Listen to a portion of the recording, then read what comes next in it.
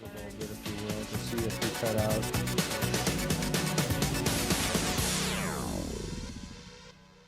Hello everyone! We just couldn't get enough of this gorgeous Iowa weather, so we decided to dedicate an entire episode to outdoor careers right here on It All Adds Up. I'm Carol Kelly. And I'm Carissa Carr. Now, on this month's episode, we decided to take a look at two very different careers that share one common interest, water. And that's why Carol decided to take a ride down the mighty Mississippi on a riverboat called Twilight. The Mississippi River is one of the greatest commercial waterways of the world. Now imagine getting to enjoy that splendor each and every day and getting paid for it as a riverboat captain. Carol recently got to experience the 166-mile cruise aboard the riverboat Twilight and find out what kind of careers are available on the mighty Mississippi.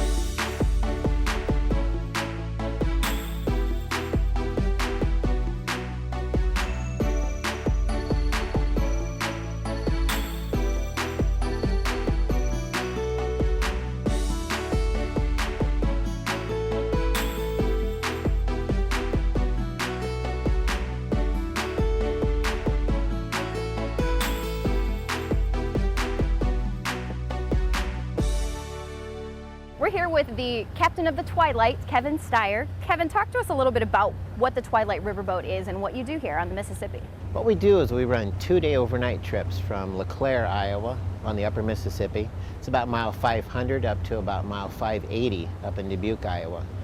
We have passengers ride with us from all over the world. Just last trip we had people on from Australia, New Zealand, and Austria. And we do a 2-day overnight trip to kind of give people the experience of what it would have been like to ride on an old-time riverboat back in the 1800s on the Mississippi.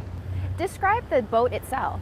The boat itself is about 167 feet long, 30 feet wide. We have 3 decks. It's a Victorian-style riverboat that we the guy that designed it was Captain Trone, and he was a naval architect and marine engineer, and he designed a lot of boats in his life, and he took the things from each riverboat that he designed that he liked and put it into one boat. So it is very ornate on the inside, a lot of gingerbread, and really Victorian-looking boat, in the old style of steamboats. This really seems like a unique career. When did you realize you wanted to be a riverboat captain? It was all by chance, actually. I started as a deckhand on a steamboat in Peoria, Illinois, working on a paddle wheel steamboat, and worked a couple years as a deckhand in high school.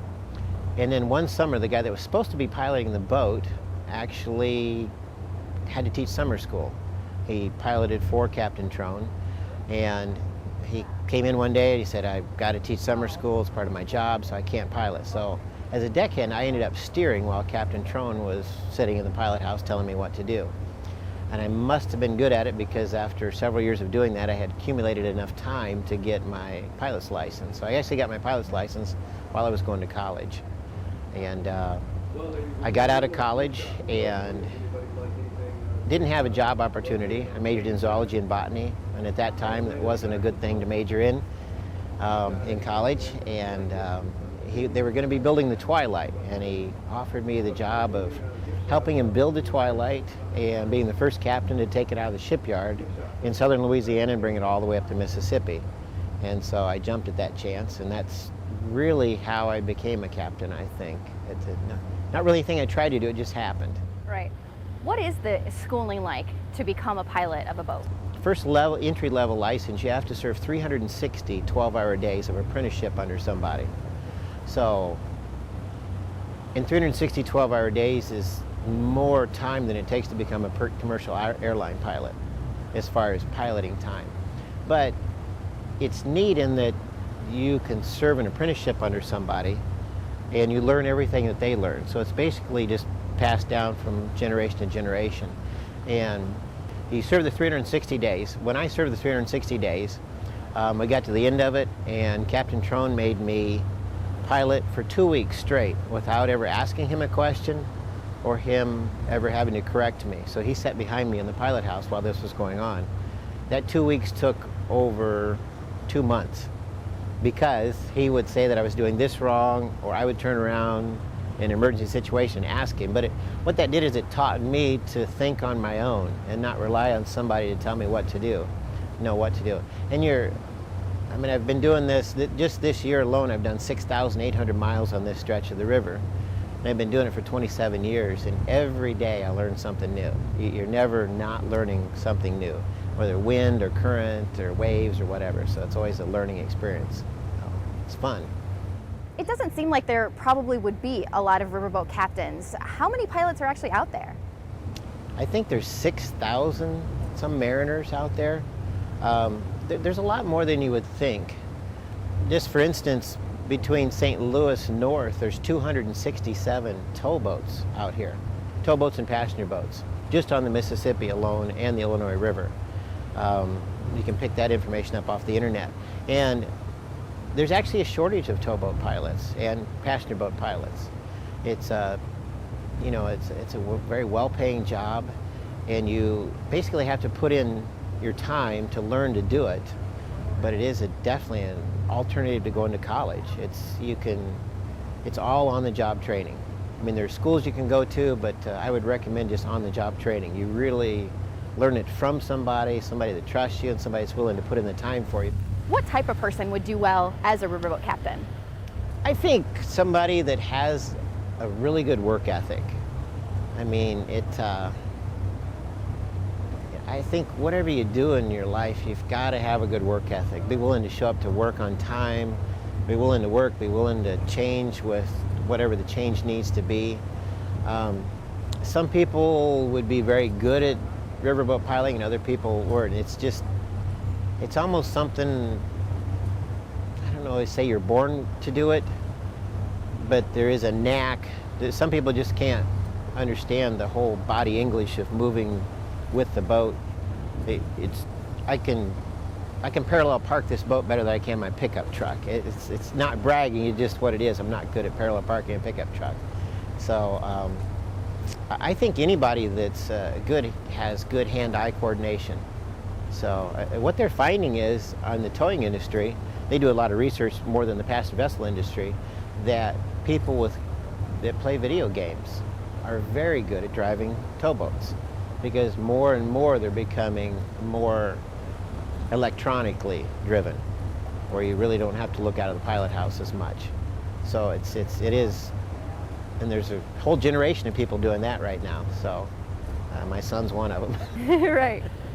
Now I know your son is learning to be a riverboat captain, kind of following your footsteps. Yeah, he has. Jake's been steering for me now for 3 years, which sounds kind of strange in that he's only a sophomore in high school now.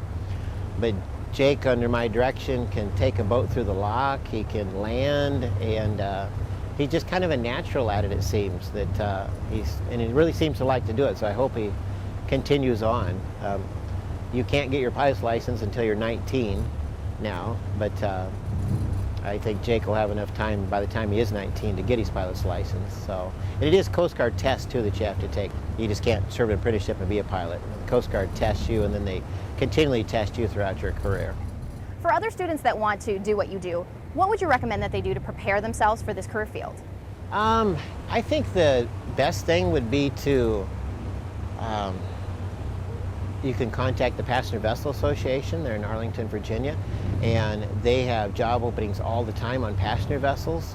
You start as a deckhand, the entry level, and the deckhands do cleaning, painting, maintenance work on the boat, tie up at the locks, and see if it's something that you like. I mean, it's something that really grows on you. I've had people come back that are doctors and lawyers now that worked here 20 years ago and said that this was the best job they had ever had in their life, working on the river.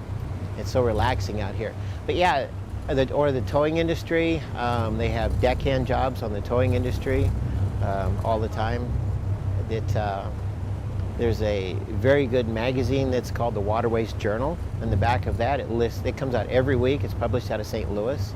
That has all types of job openings on the towing industry. I mean, it's just, they're always hiring. So, and start with a good company like ADM or Cargill or Bunge or Ingram. They're definitely good companies to work for, or Marquette.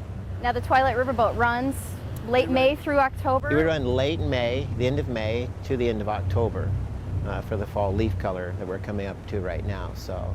And what do you do outside of that season? I do a lot of maintenance work on the boat in the wintertime. Maybe 3 days a week I work on the boat in the wintertime. And usually about 5 weeks in the wintertime, I travel to some sort of meetings. I serve on a lot of national boards. I used to be the Passenger Vessel Association president, so we testify before Congress and serve on regulatory committees and legislative committees and work with the Coast Guard staff in Washington, D.C. on new regulations that are coming out for the passenger vessel industry. So in the wintertime, that takes up a lot of my time. So, What other types of jobs are there out on the river if people didn't want to become a riverboat captain? I would highly recommend shop classes. I really, in my mind, that's where I got to today, by knowing how to do all the things that I learned in high school shop. I know that's going to sound kind of crazy and stupid, but I know how to weld and wire and woodwork, and all that has to be done on a boat. And an engineer on a boat has to do all those things. You know, your auto shop, whether you're working on diesel engines or electrical motors, whatever, a lot of shop classes and a lot of math.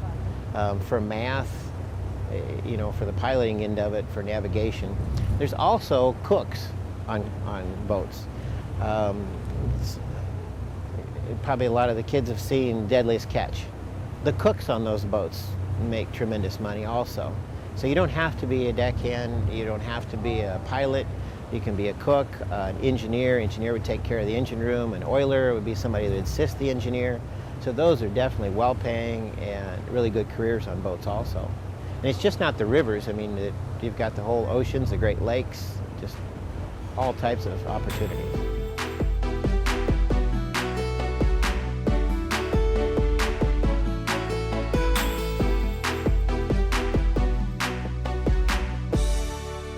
Wow, Carol, how much fun does that have to be hanging out on the Mississippi River? I mean, how relaxing of a job. And Captain Styer doesn't even look like he's doing anything half the time. Exactly, but his job and many other jobs on the Mississippi River are right now in high demand, and I love to hear about that. If you'd like to learn a little bit more about it, go to their website, www.riverboattwilightcom. They still do have availability yet this month, so book your trip today, and then make sure you head up to the pilot house and say hi to Captain Styer.